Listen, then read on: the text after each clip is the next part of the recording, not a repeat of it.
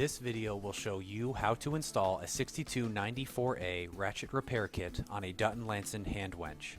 You'll be using the following parts in this kit: a ratchet sleeve, cap screw, spring, spacer, lock nut, and a lever.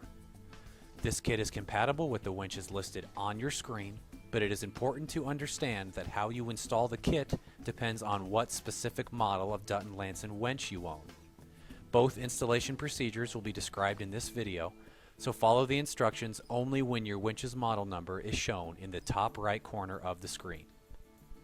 No matter what model of winch is in front of you, you must first remove its existing ratchet kit. Using two 7/16 inch wrenches, or a combination of a wrench and a ratchet as shown, loosen the lock nut and remove it from the end of the cap screw. Pull the cap screw completely out of the ratchet sleeve, then simply slide the kit's interior parts out from the center of the winch. To install a new kit on one of these four winches, such as this DL2500A, place the lever on the tapered edge of the ratchet sleeve with its pointed tip on the left and facing down. Next, place the spacer against the lever on this tapered edge. Insert one end of the spring in the hole above the lever's pointed tip. Then insert the other end of the spring in the small hole on the gear side of your winch. Press down on the ratchet sleeve to line up its end with the large hole on this side of the winch. Then slide the cap screw through both this hole and the ratchet sleeve. Line up the other end of the ratchet sleeve with the large hole on the opposite side of the winch until you can push the cap screw all the way through. Finally, place the lock nut on the end of the cap screw and tighten it completely with your tools to finish installing the ratchet repair kit.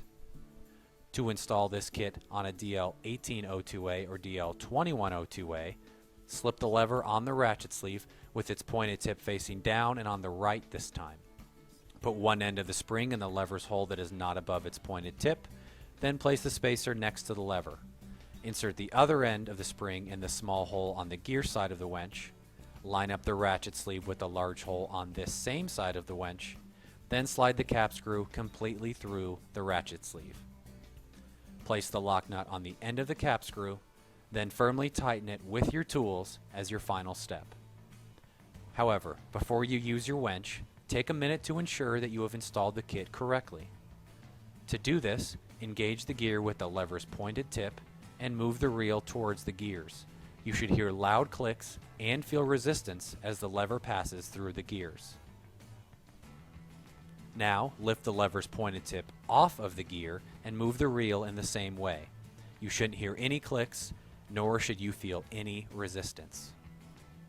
One precaution: when initially assembling the parts, some people try to place the spring over the spacer and the ratchet sleeve's tapered edge.